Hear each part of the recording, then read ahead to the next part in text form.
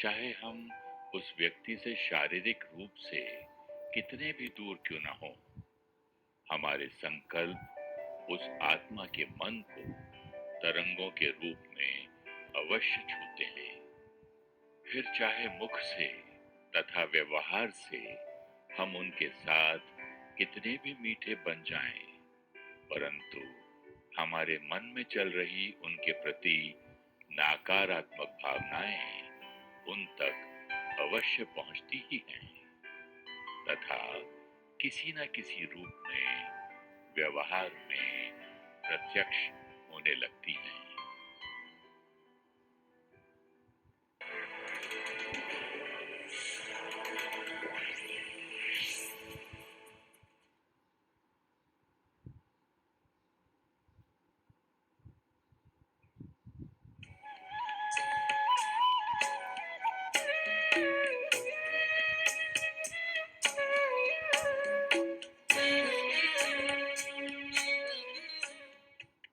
ओम शांति।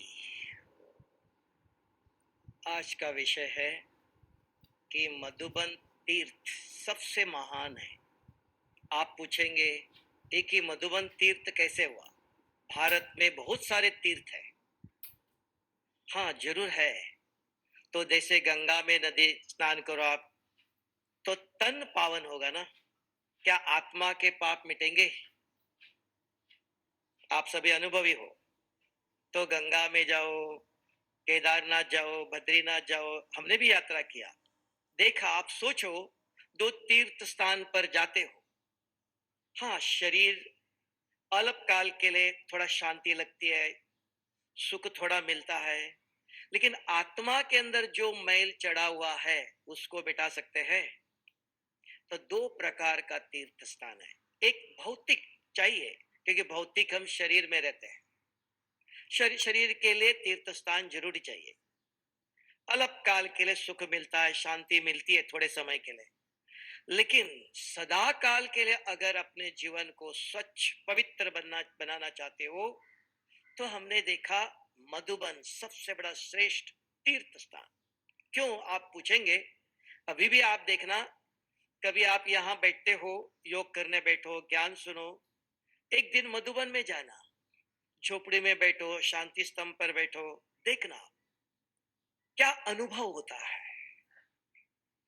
ऐसे नहीं है कि अपने आप पूछो। मैं आपको प्रैक्टिकल बताऊं, हमने सुना शुरू में ब्रह्मा बाबा भी डायरेक्ट शिव बाबा से बात करते थे। यज्ञ में जब बैगरी पाठ था, तो ऐसी एक परिस्थिति आई, जो खाना खिलाने वाले ने, बहन ने, जैसे दादियां खाना खिलाती, शुरू में 350 बहनें थी, तो सबको कहा एक दफा ही दाल मिलेंगी, दोबारा नहीं।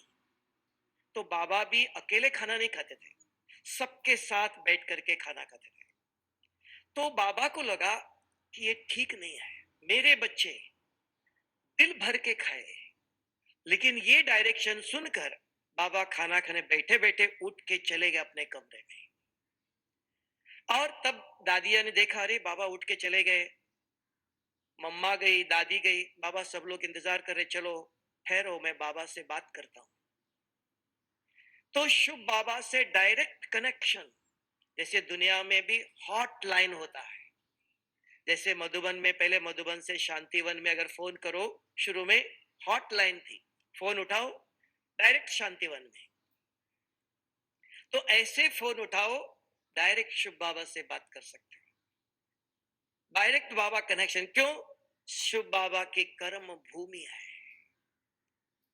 भागीरथ ने तपस्या किया, किसके लिए किया? अपने पितरों का उद्धार करने के लिए।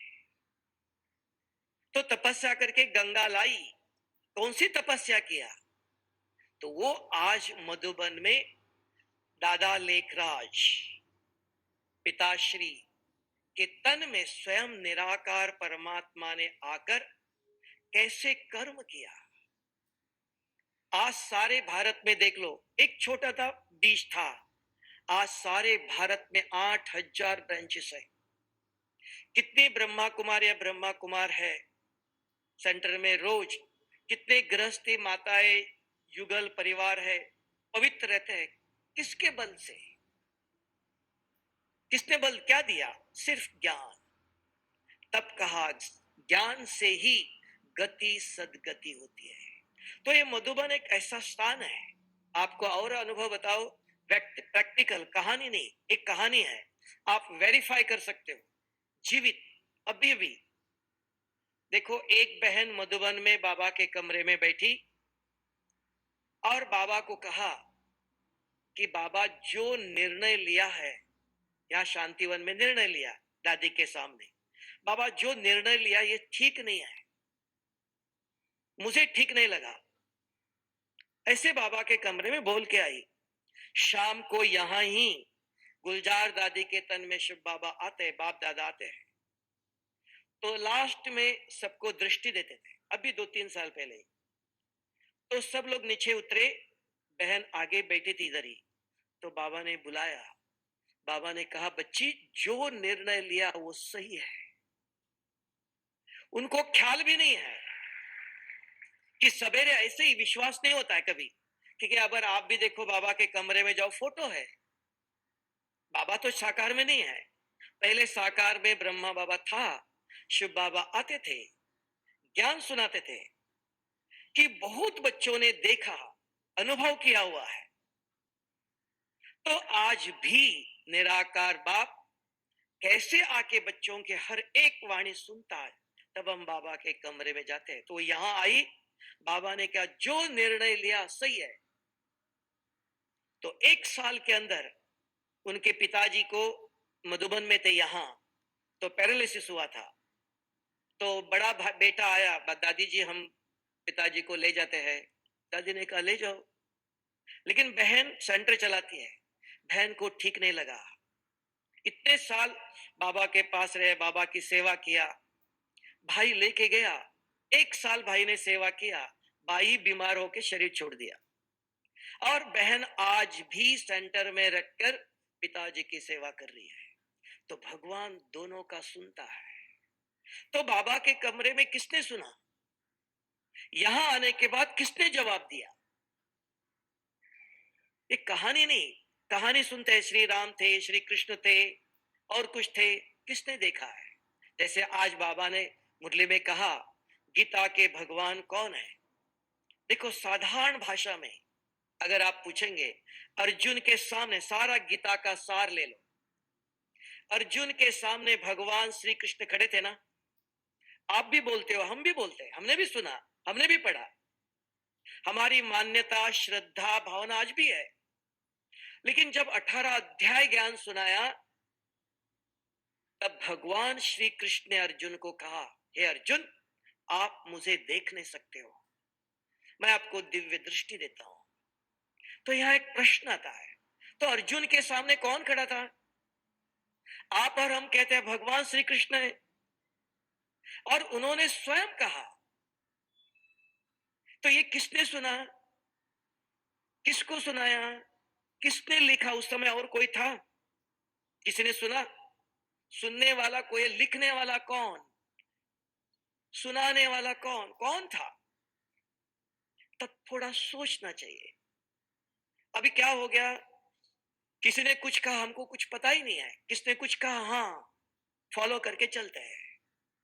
जो बुद्धिवान है, समझदार है, तब कहते हैं सुनने के बाद, पढ़ने के बाद सोच समझ, उसके ऊपर सोचो, समझो। बुद्धि है, सारे प्राणियों के अंदर सबसे श्रेष्ठ मनुष्य है।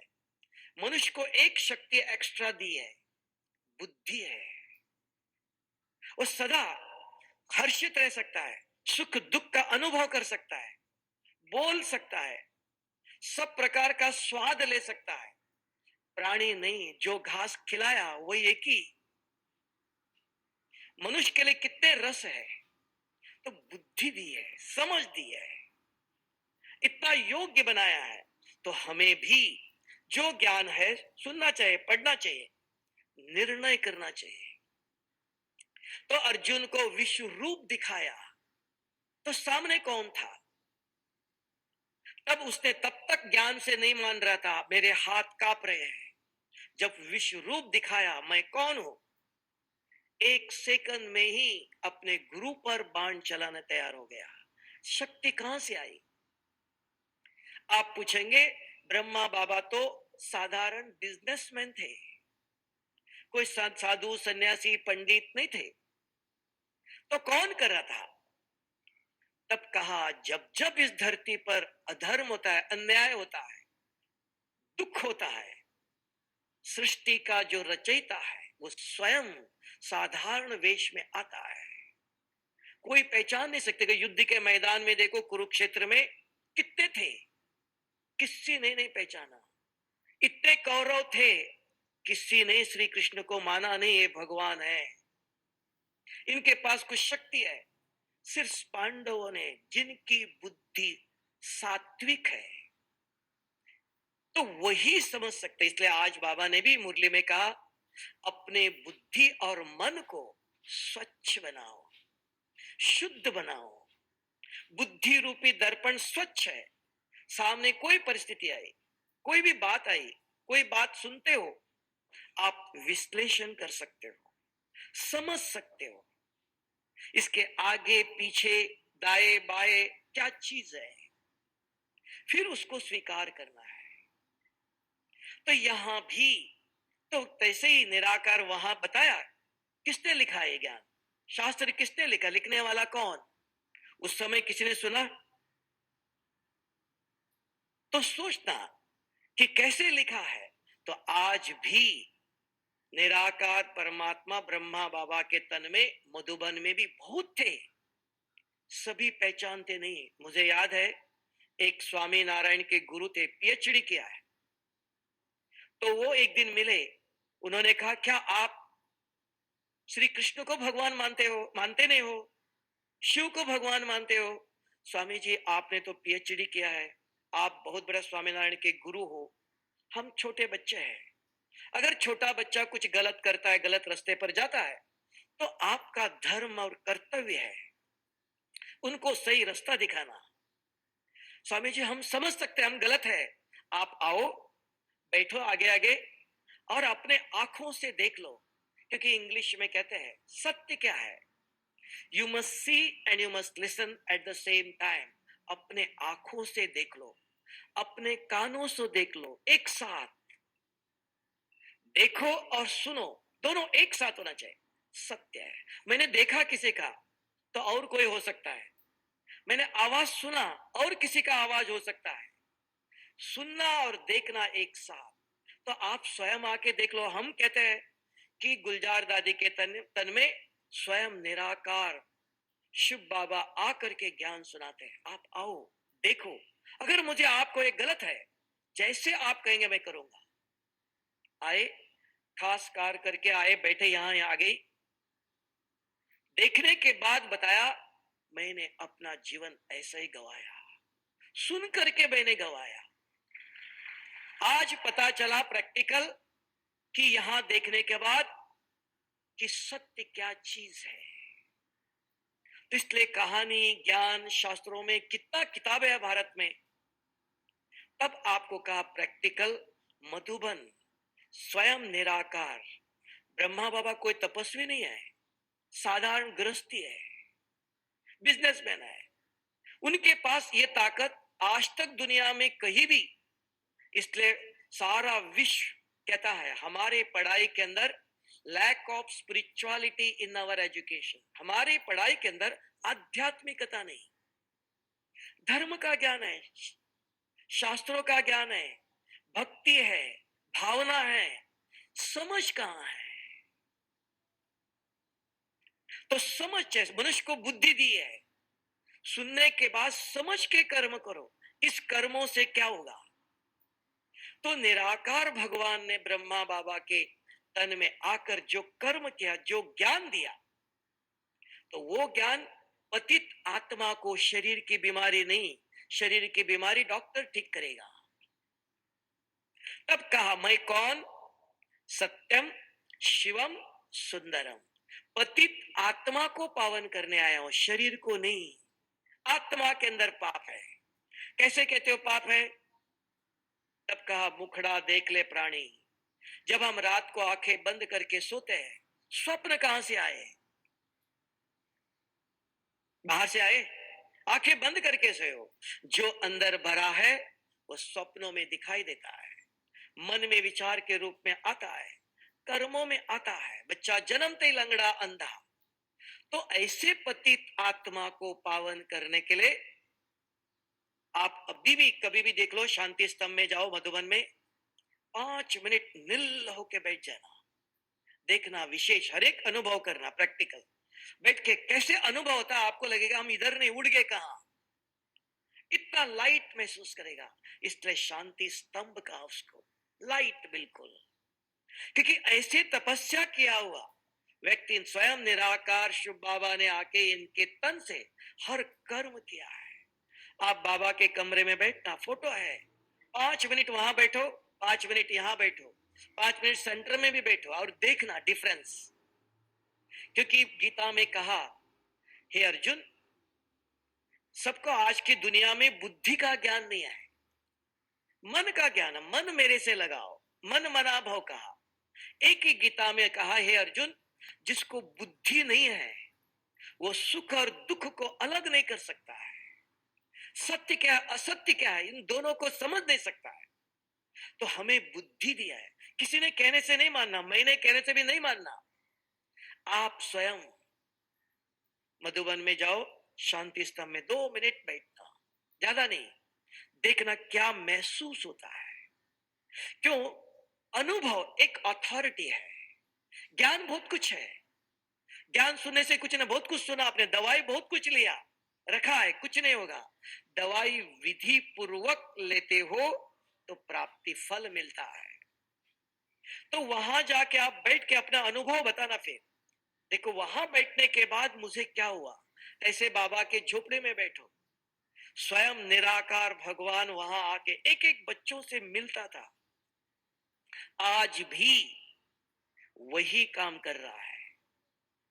आप थोड़ा सा सोच लो, देखो कितने धर्म गुरु आए, कितने देवता आए, श्री राम आया, श्री कृष्ण आया, गीता सुनाई, कहां गए?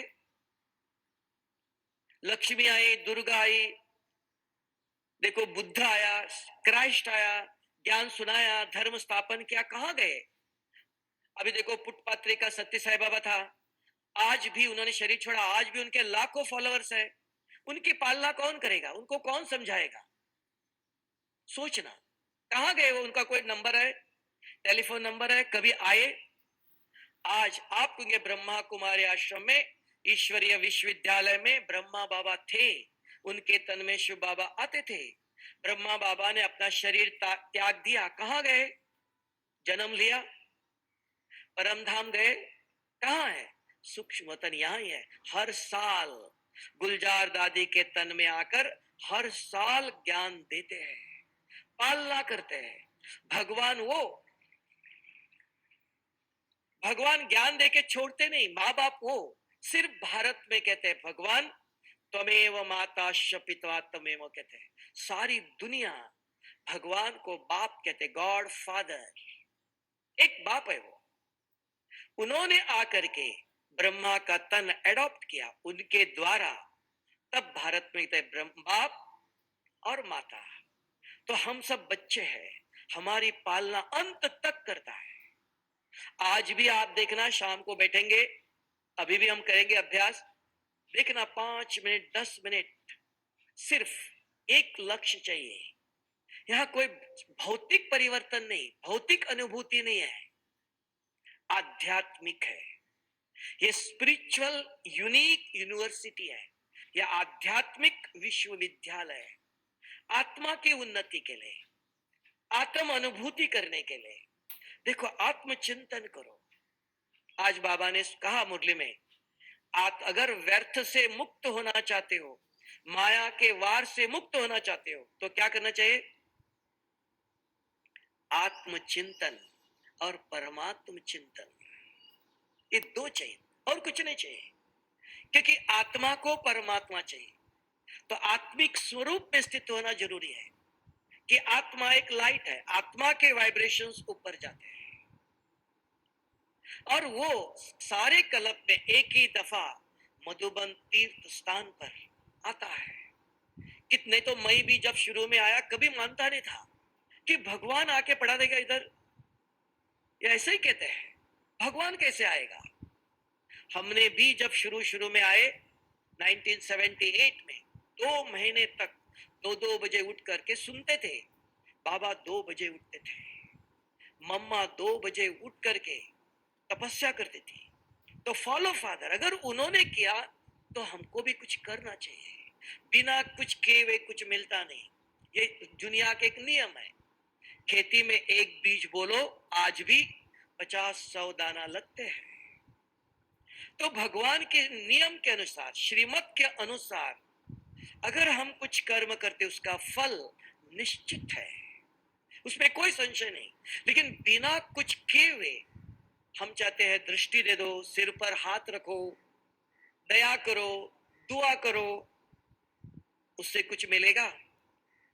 बताओ, मिलेगा? कुछ प्राप्ति होंगी? प्राप्ति चाहते हो तो बाबा ने कहा फॉलो फादर। तो सवेरे सवेरे शुरू में जब हम भी आए 2-2 बजे उठ के बैठ जाते थे। अगर शुभ बाबा इस धरती पर आया है तो हमें देखना चाहिए, तब मैं मानूंगा। सिर्फ सुनने से नहीं, भगवान आता ऐसे नहीं। किसी साइंटिस्ट ने कहा पानी बना सकते हैं, आप मानना नहीं। पानी बना सकते, कैसे बना सकते हैं? तो उन्होंने जो विधि बताया, 2% हाइड्रोजन ले लो, 1% ऑक्सीजन ले लो, देख लो दोनों मिला के क्या होता है, पानी आता है कि दूध आता है। हर ज्ञान का प्रयोग ही राजयोग है, तब प्राप्ति है। सिर्फ सुनने से, पढ़ने से कुछ नहीं हुआ, प्रयोग चाहिए, और वो भी अपने जीवन में चाहिए। अपने पर प्रयोग करो। तब आपको कहा एक प्रयोग, मधुबन में जाओ, शांति स्तंभ पर बैठो। ये मैं आपको अपना अनुभव बताता हूं। हमने जब शुरू में, कैसे नहीं किसी ने सुनाया मैं वर्णन करता हूं, किस किताब पढ़ करके मैं आपको बताता हूं, नहीं। बाबा के कमरे में आज भी हमको समय मिलता है तो मधुबन में 1-1 घंटा, आधा-आधा घंटा बाबा के कमरे में बैठो, झोपड़ी में बैठो, और देखना कहाँ हिस्ट्री हॉल, बाबा ने एक एक को बैठ करके दृष्टि दिया है, मुरली सुनाई है। उस वातावरण, वो वातावरण फैला हुआ है। कहीं भी एक फूल खिलता है, उसकी खुशबू कहां तक आती है? स्वयं निराकार ने भागीरथ के द्वारा बैठ के जो तपस्या किया, कर्म किया, ऐसी स्थान तो आत्मपतित आत्मा को पावन करते, ये प्रूफ है। आज देखो इस सभा में 15,000 का बाबा के बच्चे गृहस्थ में रहते हुए भी, स्त्री पुरुष है दोनों, गृहस्थ में रहते हुए भी पवित्र है।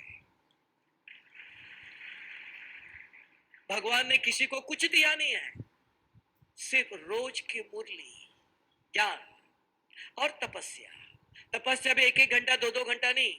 गृहस्थ धर्म संभालो, अपना कर्म करो, सब कुछ करते हुए सवेरे 5-10 मिनट ज्ञान सुनो, सवेरे 5-10 मिनट योग लगाओ, शक्ति मिलती। जैसे आप इधर बैठे हो, सूर्य आया हुआ है, आपको सूर्य की किरणें मिलती है, वो आया हुआ है, लेकिन आप छत के अंदर बैठे हो, नहीं मिलता। अगर आपको सूर्य की किरणें चाहिए, इस शरीर को लेके बाहर जाओ, 5 मिनट खड़े हो जाओ, आप चाहो या नहीं चाहो।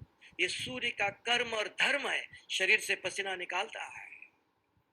भगवान का कर्म और धर्म है, उसने कहा मैं पतित आत्मा को पावन करने आया हूं, शरीर को नहीं। अगर 5 मिनट भी आप आत्मिक स्वरूप में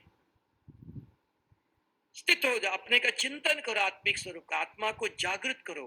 क्यों मैं माना हर सेकंड, हाँ कर्म क्षेत्र पर गृहस्थी है, सन्यासी नहीं, जंगल में नहीं रहता है, सबके साथ रहता है, कर्म करते हैं, करना चाहिए, छोड़ना नहीं। सब कुछ करते हुए सवेरे 5-10 मिनट ही आत्मा को जागृत करो, मैं कौन और परमात्मा मेरा कौन है इस दुनिया में, उसके साथ मेरा संबंध क्या है, वो क्या चाहता है, वो क्या कहता है मुझे सारा दिन कैसे कर्म करना चाहिए, किसके श्रीमत पर करना चाहिए। गीता में देख लो, श्री कृष्ण ने अर्जुन को और कुछ नहीं कहा, सब कुछ सुनाने के बाद लास्ट में कहा, अर्जुन ने कहा मेरे लिए कोई आज्ञा। मैं क्या, मैं सब प्रकार से सब संशयों से मुक्त हो गया, मेरे लिए कुछ आज्ञा करो। तब कहा, हे अर्जुन, एक ही, सर्वधर्मान परित्यज्य, सब धर्म सब कुछ छोड़ दो, एक मेरे पर विश्वास रखो, मैं जो कहता वो करो, विजय तुम्हारी है। तो यहां भी यही सच्ची गीता, निराकार शिव बाबा आकर के ब्रह्मा के द्वारा उसका प्रूफ है ये। आज भी मैं भी कुरुक्षेत्र देख के आया। कोई भी कुरुक्षेत्र में जाओ तो वह तीर्थ स्थान मानते हो, जाते हो उधर, देख लो आप। और यहाँ हो, वहां बैठ के आप तपस्या करके देख लो, वहां जाओ, देखो क्या भावना आती, क्या विचार आते हैं। आज आप इतने 15,000 हर 15-15 दिन में क्यों आ रहे हो? सबसे श्रेष्ठ पतित आत्मा को। अभी देखो, इतने बाबा के बच्चे बैठे हैं, बाबा कुछ नहीं देता किसी को, सिर्फ एक रोज की मुरली। ज्ञान से ही गति सदगति होती है। क्या करना चाहिए, क्या नहीं करना चाहिए, क्या करने से क्या होता है। तब कहा, नंबरवार पुरुषार्थ अनुसार। स्कूल में भी स्कूल में 100 बच्चे होते हैं, सभी नंबर 1 नहीं आते हैं। एक बच्चा जो बहुत ध्यान से पढ़ता है, पूरा अपना तन मन बुद्धि लगाता है, पूरे एकाग्र होकर बैठता है, हर एक एक शब्द अपने अंदर ग्रहण करता है। यहां भी नंबरवार, कोई राजा भी चाहिए, प्रजा भी चाहिए, दास दासी भी चाहिए, है ना। गुलदस्ते में देखो पत्ते भी होते हैं, तब शोभता है, एक नहीं। तब कहा, ये ड्रामा का भी ज्ञान चाहिए, नंबरवार पुरुषार्थ अनुसार। और जो कोई करता है वो किसी के लिए नहीं है, अपने लिए कर रहे हो। अगर हमने कुछ करने से औरों को कुछ में नहीं मिल रहा है, जो हम करते हैं वो हमारे लिए करते हैं।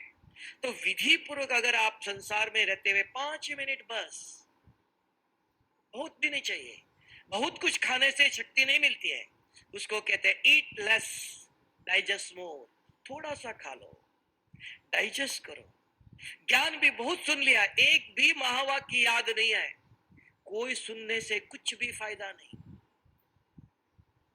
थोड़ा सा सुनो, एक महावाक्य, एक शब्द याद रखो, सवेरे से रात तक अपने आप को पढ़ाते रहना। आज मुझे बाबा ने क्या कहा, आज सारा दिन में मुझे क्या करना चाहिए, किसके मत पर चलना चाहिए। समस्या आएंगी, परिस्थिति आएंगी, बातें आएंगी, मुझे क्या करना है, मेरा धर्म कर्म क्या कहता है, मुझे क्या पढ़ाया। ज्ञान उसके लिए तब आपको रास्ता दिखाता है। नॉलेज इज लाइट, ये प्रकाश है। सवेरे सवेरे शिव बाबा बच्चों को लाइट देता है, बच्चे इस रास्ते से चलो। कांटे हैं, खड्डे हैं, पत्थर है, सब कुछ है, लेकिन आपको रोशनी देता है। क्या करना चाहिए, पत्थर तोड़ने के लिए नहीं बैठो, ये क्यों कर रहा है, ये क्या कर रहा है, नहीं, छलांग मार के जाओ, बाजू में जाओ, किसी को डिस्टर्ब नहीं करो। हर एक अपना कर्म कर रहा है, आप अपना रास्ता ढूंढो, आपको अपने को किनारा करके जाओ। हर प्रकार की व्यवस्था ज्ञान में मिलती है। तब कहा, सत्संग से सतगति होती है। अगर सत्संग नहीं, कर्म करते हम, तो वो कर्म किसी न किसी प्रकार से पाप हो ही जाता है। ज्ञान पूरा चाहिए। तब कहा, हाफ नॉलेज इज डेंजरस, आधा घड़ा आवाज करता है, पूरा ज्ञान चाहिए, आदि मध्य। मैं जो कुछ कर रहा हूं, इसका वर्तमान क्या फल है, कल क्या फल है, आप जानते हो। देखो, द्रौपदी ने थोड़ा सा हंसा दुर्योधन का देखकर, क्या हुआ। आप कहेंगे मेरा एक ही शब्द, मैंने एक ही शब्द बोला था, उसका असर सामने वाला क्या करेगा, कब बदला लेगा, किस प्रकार कब मेरे से बदला लेगा, पता नहीं चलता है। आग की एक ही छोटी सी चिंगारी क्या कर देता है। तब कहा कि कर्मों की गति अति गुह्य है, तो वो श्रेष्ठ कर्म करना चाहते हो तो शिव बाबा ने मधुबन में, माउंट आबू में, और आपको इतना भी पता होना चाहिए कि मधुबन ने भी बाबा ने क्यों चुना। ये माउंट का एक विशेषता है, माउंट की पहाड़ी पर ऐसे पत्थर है, तो उस पत्थर के अंदर ऐसे गुरुत्वाकर्षण शक्ति है, चुंबकीय शक्ति है, जो कुछ करते हो इसका 100 गुना मल्टीप्लाई होता है। इसलिए शुरू शुरू में माउंट की महिमा थी। बहुत साधु सन्यासी भी रघुनाथ मंदिर करके ट्रस्ट है उधर। बहुत सारे गुफाएं हैं। हरिद्वार, ऋषिकेश, बनारस से बहुत साधु आकर के इस गुफा में तपस्या करते थे। और रघुनाथ मंदिर ट्रस्ट है, उनको 7 दिन तक दाल चावल देते थे। आज भी कोई साधु सन्यासी माउंट पर आता है, आज भी वो ट्रस्ट है रघुनाथ मंदिर करके, वहां उनको 7 दिन तक सवेरे, दिन में, शाम को खाना, रेडी खाना बना के देते हैं। कि ऐसी महिमा है, ऐसा योग्य स्थान निराकार शिव बाबा ने इस कलयुग में, अंत कलयुग के अंत में बच्चे बहुत मेहनत नहीं कर सकते हैं। थोड़ा कुछ करो और बहुत कुछ पालो। स्थान भी चाहिए, विधि भी ऐसे बताया। सारा दिन ध्यान करने बैठना नहीं, 24 घंटे आपके पास है, 23 घंटे जो चाहे कर लो। 15 मिनट सवेरे, जैसा अन्न वैसा तन।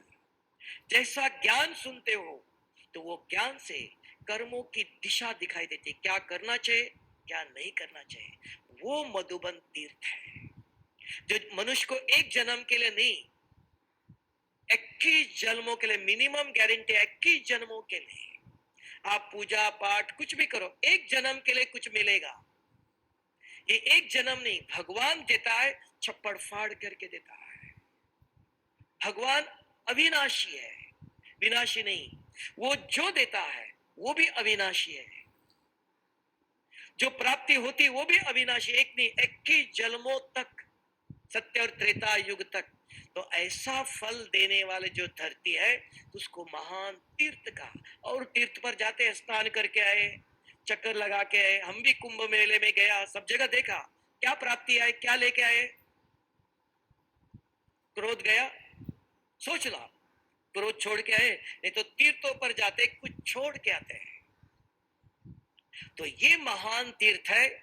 तो यहां आए हो, इस तीर्थ के अंदर जाते समय एक चीज, बाबा के कमरे में मधुबन जाओ, यहां भी सारा मधुबन है। एक चीज जो आप समझते हो मेरे अंदर बुराई है, जो मेरे पुरुषार्थ के लिए, मेरे जीवन में उन्नति पाने के लिए, उन्नत ऊपर तक जाने के लिए, मेरे मंजिल तक पहुंचने के लिए कुछ कठिनाई है, कुछ दुख देता है, हम नहीं चाहते, उसको लिख करके बाबा के कमरे में डाल के जाना। भगवान लेने के लिए आया है। बच्चों के अंदर जो बुराई है वो लेता है और 21 जन्मों के लिए उससे मुक्त करता है। तो इसको कहते हैं महान तीर्थ। महान तीर्थ की गति है। कुछ करने के बगैर आपको ऐसे आए, हम ऐसे देखे सुने चले गए, समय इधर घूमने गए, इधर गए, कुछ नहीं, साधना करते हैं। तीर्थों पर भी जाने वाले सच्चे साधक है, वहां भी जाके इधर उधर घूमना नहीं जाते हैं, साधना में बैठते हैं, तपस्या करते हैं, व्रत करते हैं, जप करते हैं। हमें याद है शुरू शुरू में दादी जी क्या करते थे, कभी भी कॉन्फ्रेंस होता था 2 दिन 3 दिन तक, शाम को स्वयं दादी प्रकाश में आके बैठती थी। 2 घंटा सबको कहती, सब सेवा सब छोड़ दो, सब छोड़ के 2 घंटा तपस्या करो। जो भी बाबा के घर में आते, ज्ञान सुनने देखने नहीं आते, उनको शांति की शक्ति मिलनी चाहिए। वो कहां से आएंगी? हमारी तपस्या के वाइब्रेशन ही उनको मिलेंगे, है ना। तब उसके लिए आते हैं। तो ऐसा तपस्या करें।